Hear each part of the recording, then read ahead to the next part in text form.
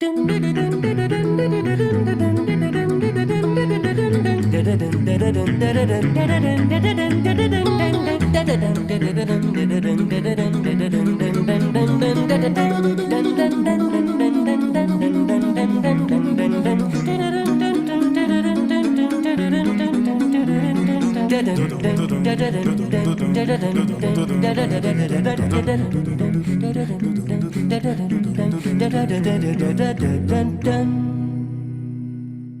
evening, ladies and gentlemen. We're so glad to welcome you as part of our community tonight. Please note that this webinar is being recorded and distributed live stream. By entering this virtual meeting room, you give your consent to be recorded and distributed by Simeon Morrow Public Speaking and Presentations, Vienna Live with Simeon Morrow, and other third parties. If you prefer to not be recorded, please turn off your camera and microphone and/or go to the LinkedIn live video feed, the link to which I'll now place in the chat room. For a better experience, please turn off your microphone and set your video to gallery view. This show thrives on participant contributions, and all participants are encouraged to actively participate in this webinar by asking questions and making comments. To do so, please either write in the chat room, raise your hand, or turn on your microphone to say hi, and I'll be delighted to include your perspective in the conversation. Tonight, our featured guest is Vince Mendoza, a composer, arranger, conductor. His newly released album, Olympians, which he recorded with the Metropole Orkest, will be the subject of tonight's conversation. Vince, welcome. Can you tell us? Thank you so much for your invitation. My pleasure. Can you tell us a little bit about how you got into this whole thing of composing, arranging, conducting? Did you start with, from a musical family, or from, did you have a piano in your hands when you were younger, or how did this whole thing come about? Well, first I have to say that I'm very happy to be here, but the caveat, of course, is that although it may be cocktail hour on your side of the world, I'm still sort of trying to gather my brain functions this early in the morning. For a jazz musician is a dangerous time. I'll try to be as entertaining as possible. I came from a musical family. My mother was a piano player, and all of her brothers were also musicians. I grew up on the East Coast of the United States. I live in Los Angeles now since 1983. And where I grew up was a fairly medium-sized town on the coast, right up the tracks from New York City. And so our family, my mother's side of the family, were from Pugliese, for those Italians out in the audience. So we I grew up with a sort of an Italian American background. My mother's side of the family, that were all musicians, and I studied the classical guitar with my uncle as a very young age. And so that my background, instrumentally speaking, was in classical music. And then on the other side, of course, my mother's influence was on the jazz side, and I was rather self-taught in those days to play songs and improvise on the piano and all of the rest of that. And we would have, every Friday night, I would get together with my mother and play through her books of the American songbook songs, and I learned how to play the chords on the guitar. That was really the instrumentally speaking, where I started. But spiritually, I have to say that the most important part of my beginnings had to do with listening to the radio. As a very young person down in the basement of, playing down in my parents' house, in the 60s and 70s, the AM radio band, this is before they had the FM band, and probably in Vienna, maybe they had 2 channels, right? 1 and 2. I remember when I first started going to Germany, they had 4 channels on the radio. And you'd be lucky to hear any jazz on it, maybe on 4. They had jazz. Same with the Netherlands, by the way. So there I was in the 60s and 70s listening to AM radio, and I was hearing pop music, rhythm and blues, Aretha, Earth, Wind and Fire, the Rolling Stones, the Beatles, of course, and what we called the sound of Philadelphia, which was for those of you out there that know this, material, the Spinners, the Stylistics, Billy Paul, and those artists that Harold Melvin and the Blue Notes, Teddy Pendergrass, and they were singing soul music, but the difference is that they were using orchestras on their records. And so for me, hearing French horns and glockenspiel and strings in back of a rhythm section, and sometimes guiding the textures and playing instrumental interludes and introductions, I started dreaming that I wanted to be inside of that. I want to be in the studio with those guys, and that of course was the architect of that style was Tom Bell and Gamble and Huff and those writers in Philadelphia that were writing soul music but orchestrating it in a very grand way. And the 1970s was the golden era for Black music, Black American music, and orchestra. So if you find a Black American record that was made in the 70s, chances are there will be an orchestra on it. And the connection between studying classical music, Brahms and Beethoven symphonies and string quartets and all the rest of it, and hearing, the stylistics with a string section and French horns, made me think that, wow, I want to be inside of that world. And Fantastic. meet So those really people. a collision of the old and the new, of the written and of the sonic. So we'll get into that in one moment. I'd like us Right. to jump right into our first master class, which is what does modern music sound like to you? If you would put together a modern symphony orchestra, which instruments would be part of it? And by the way, what's more important to you, the instrument or the instrumentalist?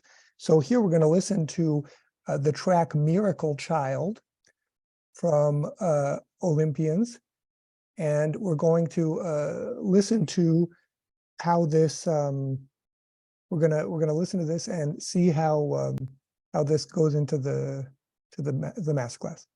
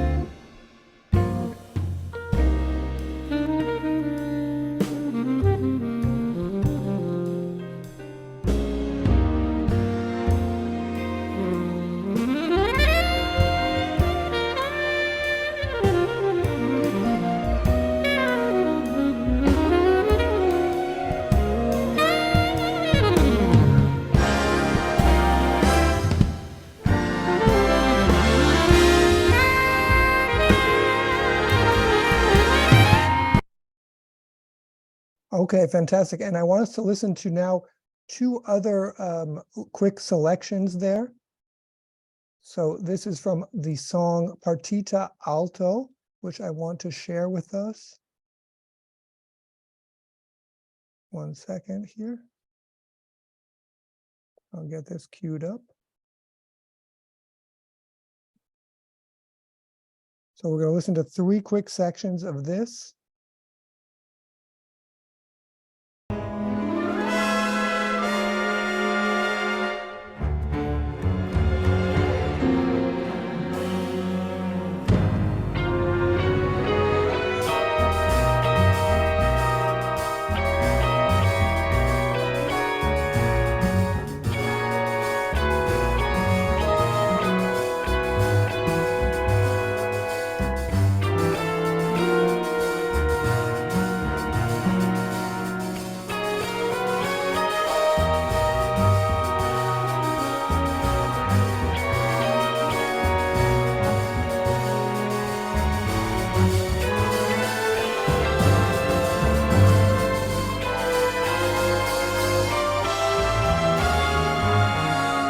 Okay, and then two more quick selections here.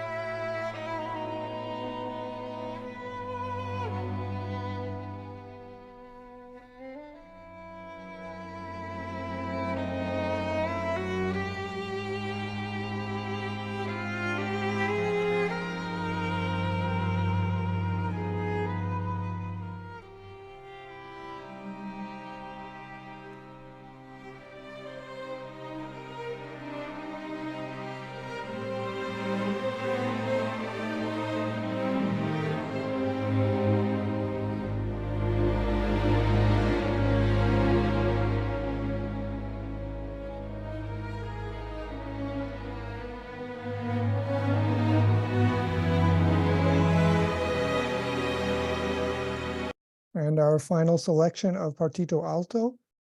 What does a modern symphony orchestra sound like? Here it is.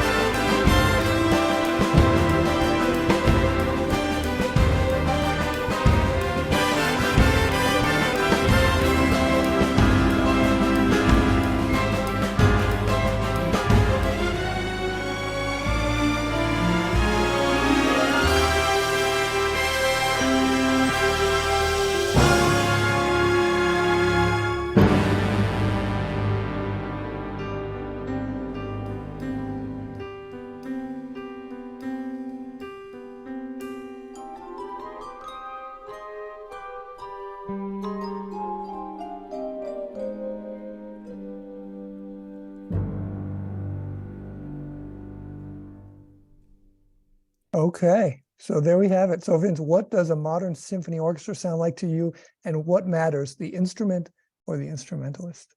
Yeah, I'm going to cherry pick your answers. That if anybody's familiar with that phrase, I'm going to answer the ones that I want to answer. But your second question is the perfect question, because I think it's important to have a distinction between what we call a jazz composer and what we call a classical composer. Maybe you can come up with a better word: contemporary, classical. I don't know, what is the word now? I don't know. But it's important to remember that the jazz composer writes from the perspective of the player, and their music is conceived in an improvisational manner, but it also invites improvisation. So there must be something in the structure and language that inspires that. The classical composer, and maybe somebody can chime in if they want, really composes from the perspective of their personal vision. And that has also something to do with the way that they choose instrumentation, their palette, what they choose to put in the sonic space. And it arguably is less of a personal approach vis-a-vis the musician. So, I doubt that Strauss was thinking all that much about the first trombone player when he wrote Ein Heldenleben, you know. Funny, Vince, but Even I wanted to jump in about that because when that was Sure. exactly what I was in my mind before you said it. Because when I think about Ein Heldenleben right away, I think about him dedicating it to the Concertgebouw Orchestra, and that it Right. was considered the most, powerhouse, virtuosic symphony possible. So why would he wouldn't write that for another orchestra, right? Well, he was talking about the Concertgebouw Orchestra. I shouldn't have picked that one. But he was talking about the Concertgebouw Orchestra, but he wasn't talking about the guy who played first trombone again, And when you think about Duke Ellington's orchestra, that sound is inextricable from Johnny Hodges, right? When you hear that sound of the first alto playing, even in the ensemble writing, to hear it, it was a very personalized approach to composition. So then your question about the optimal instrumentation for me really has to do more with the vocabulary and the ability of the individual musician than the actual instruments, And so I think that a lot of my experience with the Metropole Orkest, for those of you who don't know the history of that group, they were formed in 1945, right out of the ashes of World War II, and modeled off of the Paul Whiteman instrumentation. So some of it is still the same, the one French horn. Who has one French horn in an orchestra, so that, but when you look at the pictures of the orchestra in 1945, that was the instrumentation, right? But thinking that there could be an ensemble of individuals who understood the vocabulary of, for instance, in Partido Alto, really that style of Brazilian music, meeting the sonorities of Ravel or whatever you want to call it at the end, really calls for an understanding of both.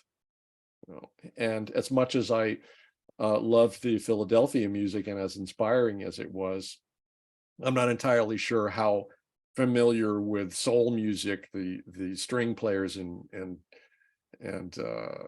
horn players were, just listening to the rhythmic playing, where they were putting the notes kind of betrays how much time they're really spending with rhythm sections, which isn't very much. So the Metropole is a very special organization because they have spent so many years playing with a rhythm section and understanding how to play those rhythms with the same perspective.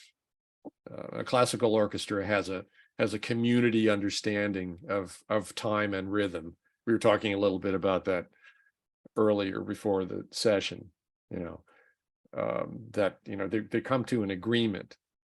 But an orchestra that plays with the rhythm section needs to understand the point of view of the rhythm section. And so the personal nature of the music for me is most important. And you can pick an instrument and we'll put it in the orchestra, and that's great, but they have to have a certain perspective of rhythm and sound that is personal. Fantastic. Vince, so we have, first I wanted to read what Stephen Malilio wrote. He wrote, "Great, beautiful music, Vince. Tears, man." Wow. And Laszlo Moroshi asks, who or which classical composers are the most influential to you, for you? Oh, that's a long list. I'll give you two.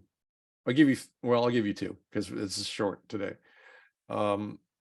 Stravinsky, of course.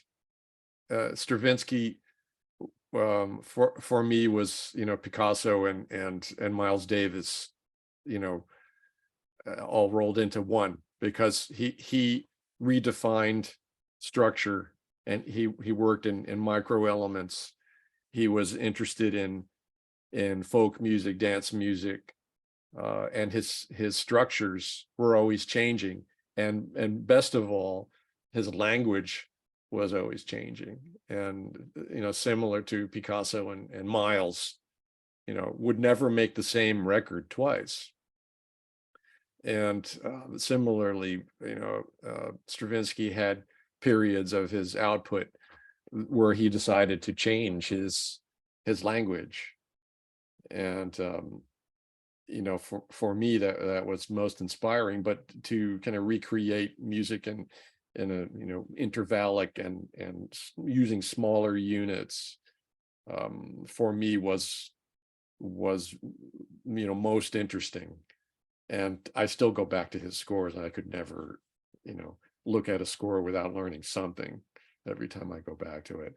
And then Alban Berg, because he managed to retain a certain romanticism in his writing, while advancing this intervallic language. And his music is so unified in that way. So you can listen on so many different levels. Of his music is so beautiful, but it's just so unified right down to the micro phrases. Where do things come from? And it kind of makes me jump for joy when I look at some of these scores and go, this thing was that idea, and it appears in a lot of different places. I've been kind of renewing my interest in his second opera Lulu for the last couple of weeks, and it's such an incredible piece of music, and it moves me on a very visceral level. But when you go into those scores, they're incredible. Okay, so For today. So Vince, we have Stephen Malilio would like to chime in. Excuse me if I mispronounce your name, Stephen. It's actually Italian. It's Malillo, but that's good. That's great. So Vince, the first thing is anybody who listens to even that little brief snippet of the music that you played and is not like brought to tears by it or moved by it is soulless. That's the first and most important thing. Now, there's only two people on there who actually know my music. I'm looking at this, the slate here. There's two people who know my music, and I've written a lot of music, 1,328 pieces as of today, and they're big works. They're for big ensembles. And I just want to chime in on this whole idea of the personalness of music making. And yeah, I don't know what style. I mean, I still don't even know what kind of style of music I write. Maybe other people can jump in, the people that know. But I will tell you this. When I first started writing music, I didn't even write Horn 1. I wrote the guy's name. All right. So I totally relate to this idea of you write for people. Then later on, when I started writing symphonies, I even wrote, like my first symphony, it would say violin 1 and horn 1, like that. But by the second symphony, and I knew those players, everything was different. So I wrote for those players. So right. I think the thing that you're saying about jazz quote versus classical quote is really just a function of the composer, and there really is no style anymore. There's just, what's the personal message? But man, I'm so glad to hear you say that. Yeah, I mean, it's a tidy explanation, but it seems to work in most cases. Okay, so Thanks for the comment, Stephen. Congratulations on your output, by the way. That's awesome. So we have a comment from Jessica Jenks with modern digital audio workspace or workshop, whatever that is. Composition could be inappropriately placed for an actual quote unquote real instrument, and therefore is focused on composition only and not on the instrumentalist, including how long notes are held, where they can take a breath, and how the different instruments interact with each other. If the instrumental parts are simply composed in DAW, when mixing the sounds, it is also very important for the composer to know the range of each individual instrument or where they would be seated in the layout of a real-life orchestra setting, because this matters where we place them, quote unquote, in the mix. Amen. Absolutely. I mean, we talk about that. I talk about that a lot with my students, also in particular with regard to writing density, thinking about writing density inside of an orchestra, that, or anything for that matter, that you can only sustain a certain density for a certain amount of time. And that pertains to both extremely dense passages in a piece of music, or extremely, quiet, lack of density moments. But our impression of density also has to do with where we are in a particular sonic space, the Philharmonie in Berlin, or the Village Vanguard, or in a recording studio, as Jessica said, and mixing, where are you putting things in the sonic space can affect our idea of density. So that's a great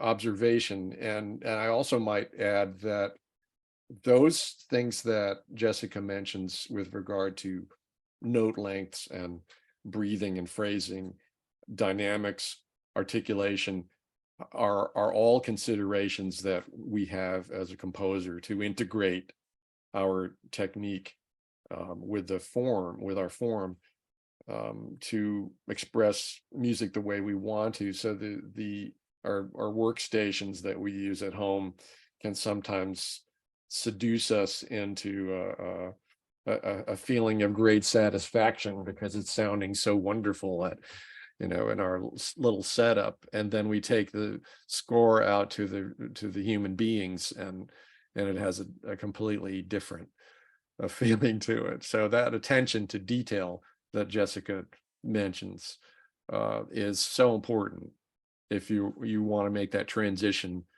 from your personal synthesizer to human beings. Okay, so here is a great time. I'm glad that this conversation has really hit a high note there, something that's very important to the participants today. So the masterclass 2 that we will talk about now is, how do you arrange for a given musician? How do you compose for a given musician? How do you conduct a given musician?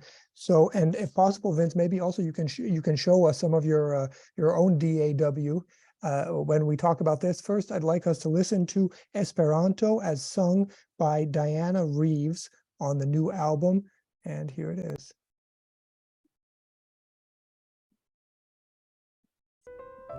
Take a good look at your own real life, and you'll see if you want what you've gotten to be.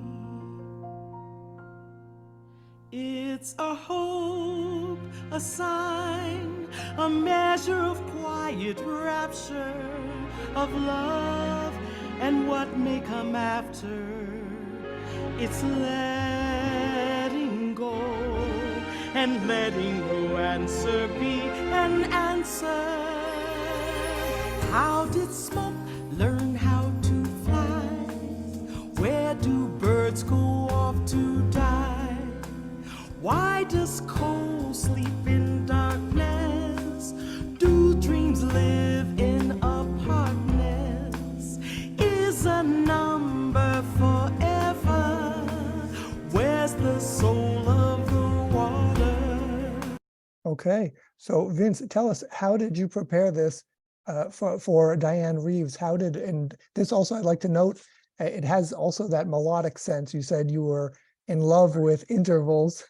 This has a very melodic writing. Tell us all about this, and if possible, show us a little bit of your workstation, how you put this all together. Well, this is a good example of a community effort of musicians and friends over the years that ended up with this piece, as it was a song that I wrote many years ago. And I'll share the screen now, I guess. For those of you who can see this, I was in the practice of, I'll make this bigger. Ooh, too big.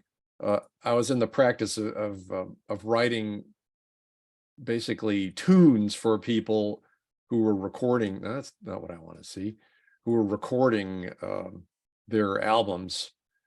And for instance, if Gary Burton, if I heard that Gary Burton was doing a record, I would try to write some music for him and, you know, send him a stack of tunes, and maybe he would pick one if I was lucky.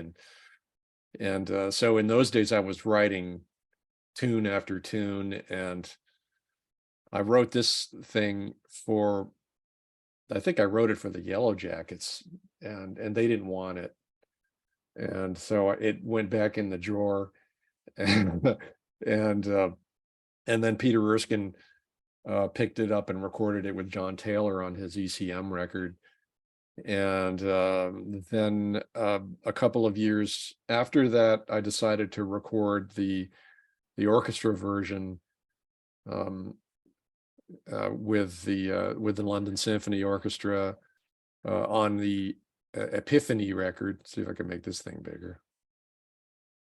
Making a mess over here. Stand by. Yeah.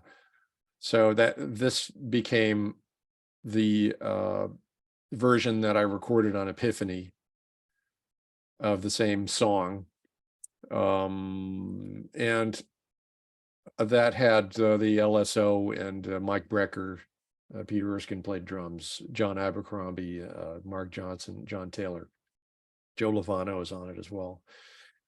And the orchestra, so we recorded the orchestra live at Abbey Road with the soloists.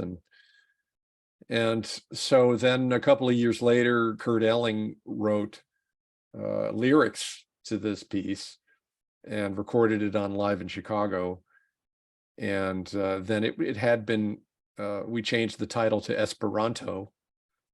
And then, let's see, it had been recorded several other times as Esperanto with the lyrics, and it was sort of influenced by Pablo Neruda's Book of Questions.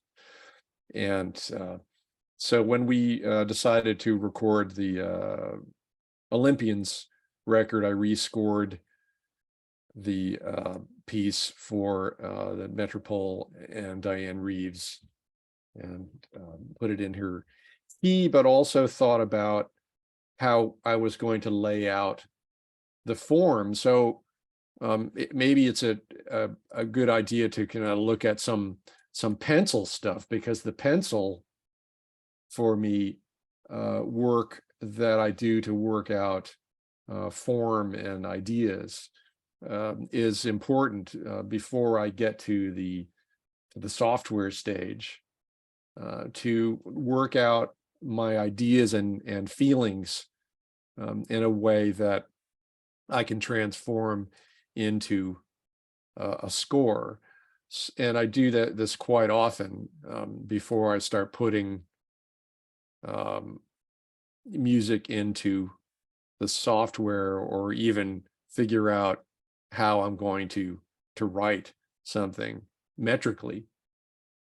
I will make a sketch of it, and whether I have any kind of rhythmic information or meters or whatever is not important at this stage. I just want to have an idea of what the shapes can be.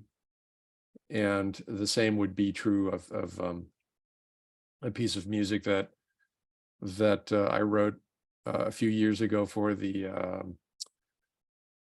Freedom Over Everything CD, that my sketches were, well, very sketchy.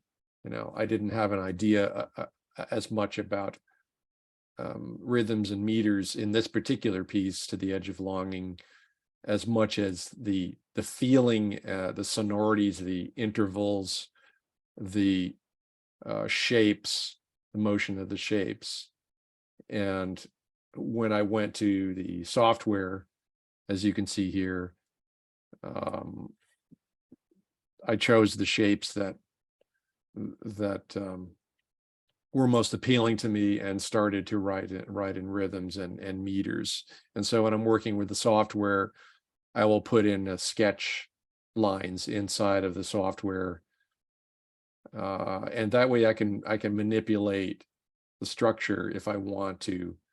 And, if I want to put section C before A and B after F and Z at the beginning and and B at the end, a structure will change once I start getting it assembled like this.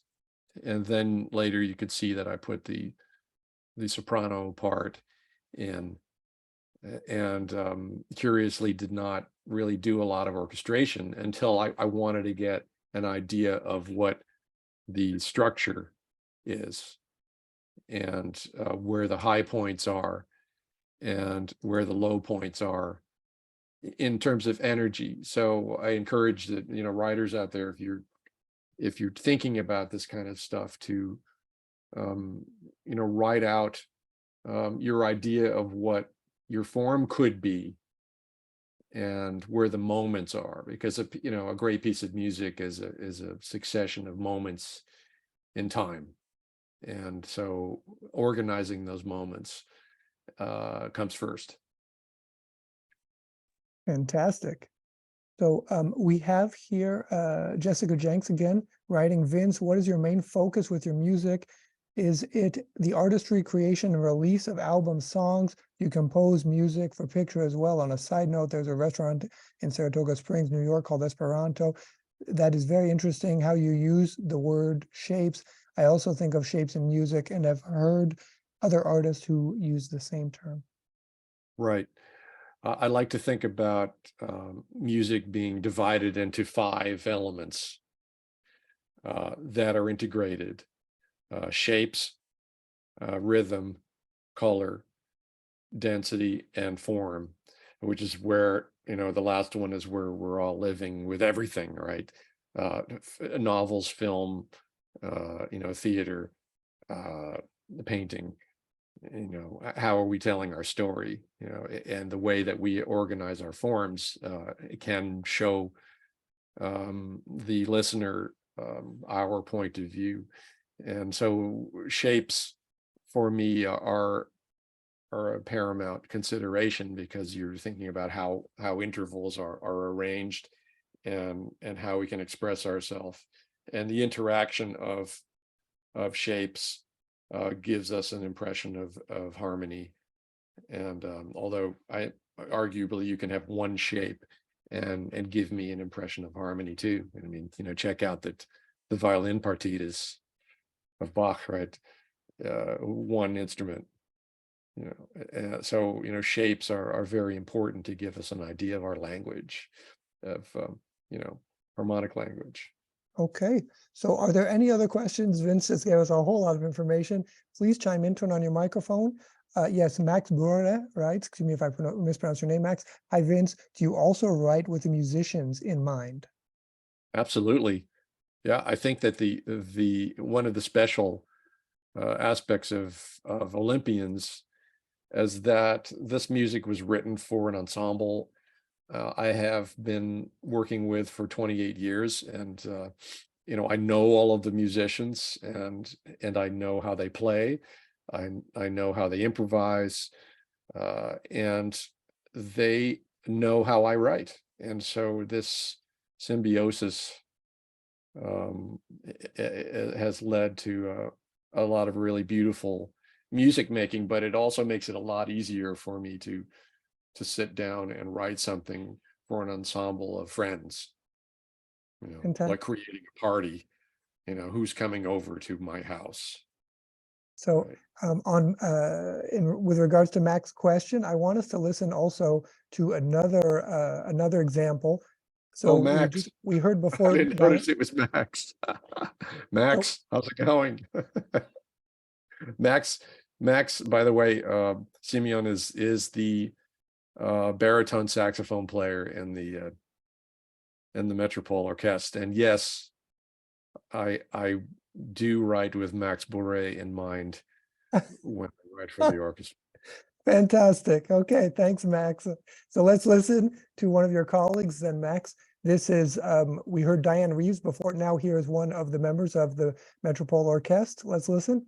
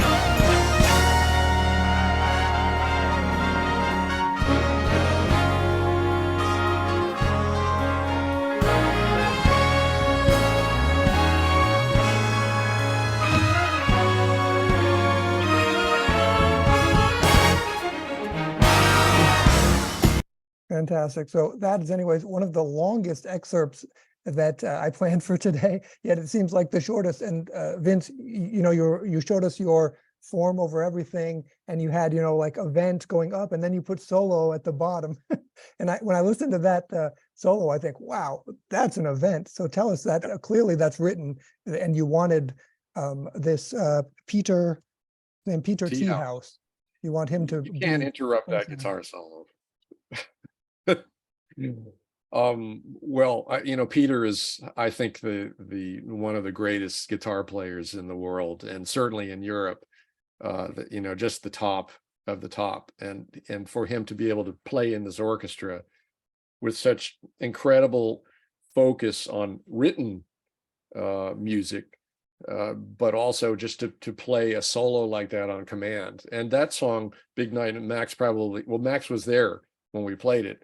It was the first piece that we played on a concert many years ago in the Paradiso in Amsterdam with Herbie Hancock. But this I wrote this piece for that event, and it was you know, supposed to be a celebratory kind of funky tribute to Rufus, for any of you know Rufus on the in this group. But if you don't, then maybe you should go and check them out. But anyway, it's important to remember when you're writing for a solo, and remember the solo in a piece like this is to give us a chapter in my story and not a separate story. So when you're writing with the orchestra, with a guitar solo, you're writing parts that are supposed to have something to do with what you feel from the rhythm section, and nothing else.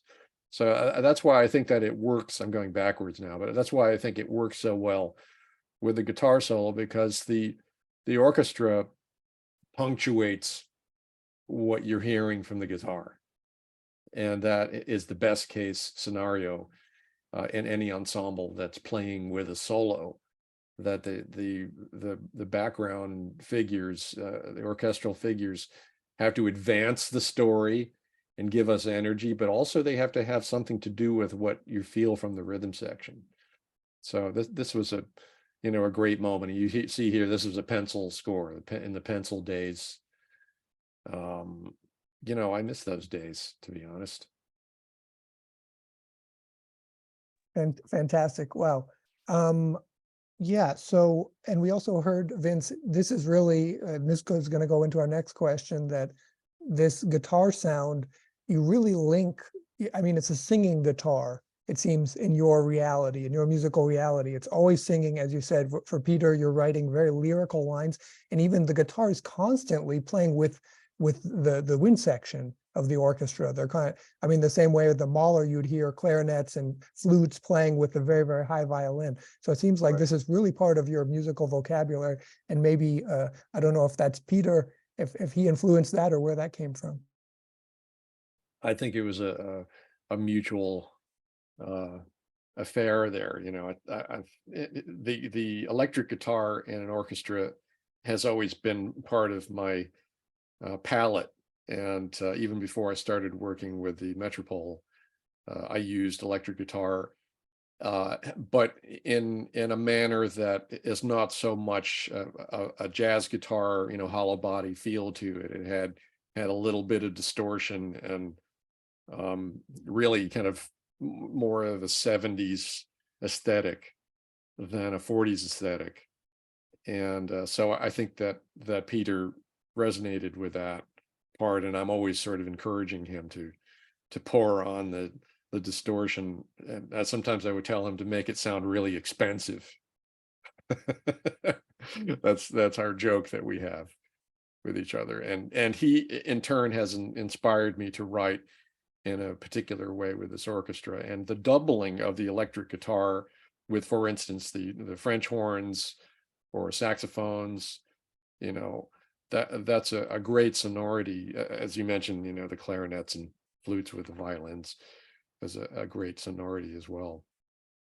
Wonderful. So Vince, we have one more question from Jessica Jenks. Vince, did you work with Joni Mitchell? I did. I did 2 records with Joni. One was called Both Sides Now, and the other is Travelogue.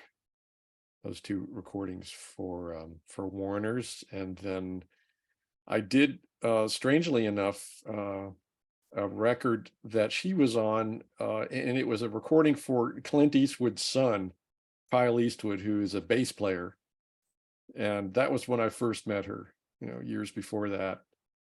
And then we did a concert together with the Eagles musician Don Henley, and then we decided to do these orchestra records. And it was a life-changing experience for me, to be honest. I'm very grateful for those records.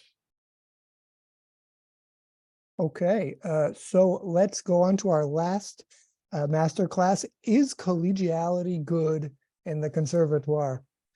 It is commonplace to think that serious music is made by writing down notes on paper. What are your thoughts on that? Is composing, arranging a process that starts with a pen and paper, or with singing and playing? Furthermore, many composers, arrangers are deathly afraid of sounding like another composer, arranger. One composer even told me that he, quote, doesn't listen to any other music for weeks when he composes, end quotes. In Olympians, we hear continual references to a great diversity of musical voices and genres. What is your response to those conservatoire composers, arrangers who might accuse you of, quote unquote, sounding like someone or appropriating others' music? So I want us to have a listen quick to this live track that you included on the album. So this is called Bright Lights and Jubilations, and it seems like it's a live performance, I believe, and let's take a listen.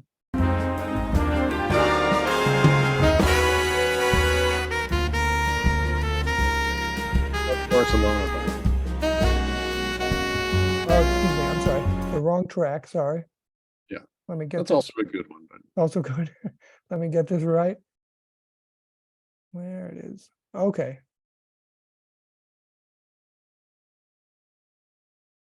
Okay, here we are. One moment, please. Thank you for your correction.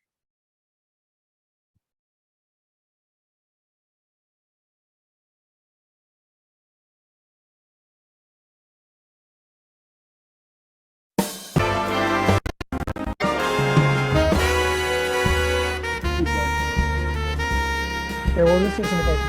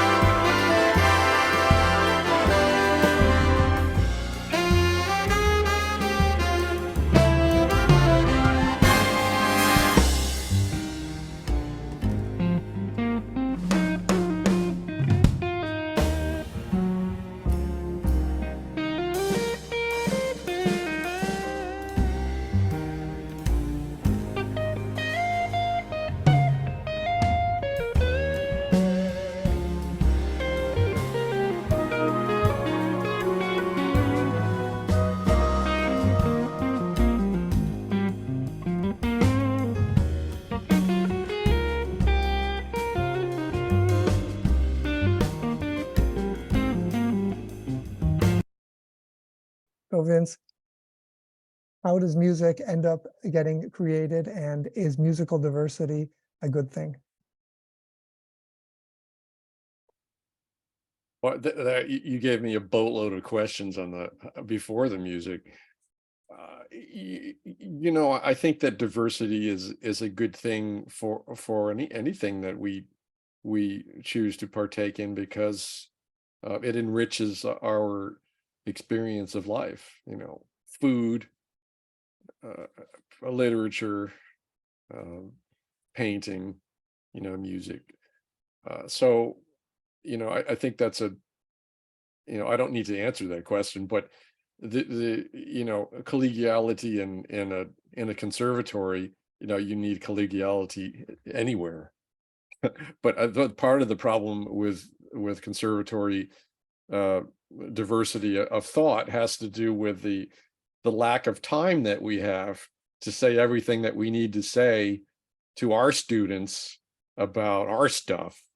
And then the guy over there who wants us to understand his stuff, and there's just not enough time for instance, the violin student who's going to conservatoire to learn their literature, and then spend time with Mendoza to talk about playing jazz rhythms, even though they may want to do it. I don't know, but maybe that's the key, is that they should want to do it.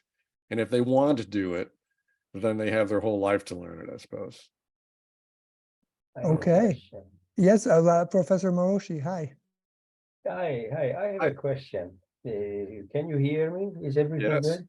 So on your experience and your opinion, sorry for my Hungarian accent, where is the borderline between entertainment and concert music?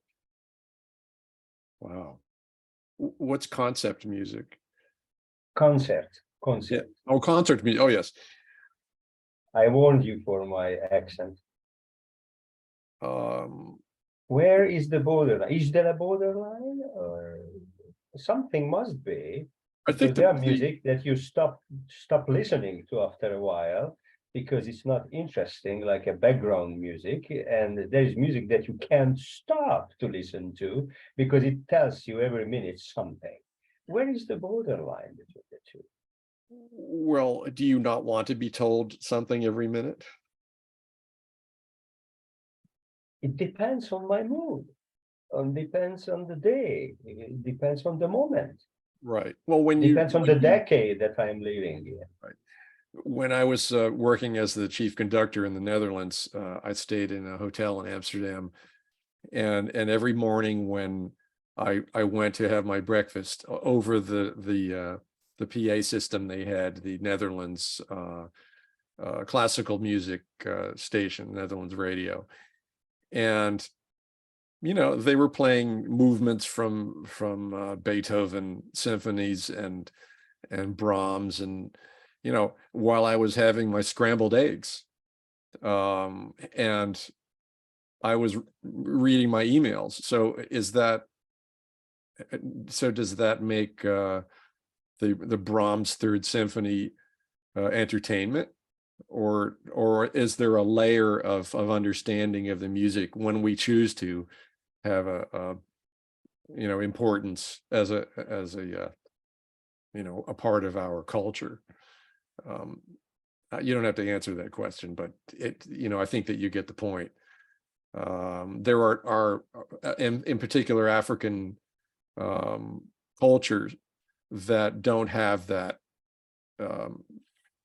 separation between what we see as culture and what we see as entertainment, and that was part of my struggle also in the Netherlands radio, because the Metropole was considered the light music orchestra, so their responsibility was to make people feel good, but that's it. And so I think that there's a limitation to that, and maybe people are listening to, we all do it while we're paying our taxes at home. I'm listening to a Beethoven piano sonata, or maybe the early string quartets, because the later ones are hard to do taxes at the same time. How do you draw, you're saying, how do you draw that line? But maybe you don't need to draw that line. Great music is integrated in all of those elements that I talked about before. And that's the reason that we get tired of it, because there are some elements of whatever the music that we're hearing that to us are not satisfying enough. Maybe that the shapes are not interesting for you, or maybe rhythmically there's nothing happening, or maybe it's too dense or too long. Aerosmith, Aerosmith is great for, for me, a short amount of time. I get it. Bruckner. How long are you going to listen to Bruckner? And that doesn't mean it's not great music. It's just that, for our attention in our sonic space, maybe we don't want to have that much density for such a long period of time. Maybe I should stop talking. Speaking of density. Fantastic Oh, conversation. We have here a lot of people, lots of heart signs and bravo and even yes, Bohemian Rhapsody. So, okay, Bohemian Rhapsody started very small before it got big. So let's see how we can stay in touch with Vince Mendoza. Here is his website. It is easy enough, vincemendoza.net. I will copy this and put it in. So Vince, people can reach out to you through this website and ask you their questions about density and all that? You can reach out to me at through the website. Perfect. Yes. Okay, and let's see how we can buy the new album Olympians. There it is. So it is a little bit complicated for a link, so I will put it in the chat room again, so people can you can buy the album here at any of these links and probably get some samples there. So the album is out now and it is ready to be bought. Let's see if I can come back and with that. And Jim Miller writes to us, thank you so much. This was terrific. Thanks to you, Jim. And Stephen Melivio writes, really great session with a true artist. Godspeed to everyone. Thank you so much, Stephen. So thank you so very much to Vince Mendoza. Thank you. It was really great to talk to all of you and to see you. I wish you all the best with your music. So next week, there will not be any program. Next Wednesday, we will see you on May 10th when legendary violin pedagogue Julia Bushkova will show us her violin class through which she teaches 40,000 students. So that's in 2 weeks on May 10th. Julia Bushkova, again, thank you to Vince Mendoza. Thank you to Victoria and Frederick Mulligan and Agnieszka and Benoit Rivolet for their support of this show. Most of all, thanks to you, our participants who made such a great conversation tonight. From New London, New Hampshire and Los Angeles, California, goodbye and see you on Wednesday in 2 weeks. Thank you. Bye-bye.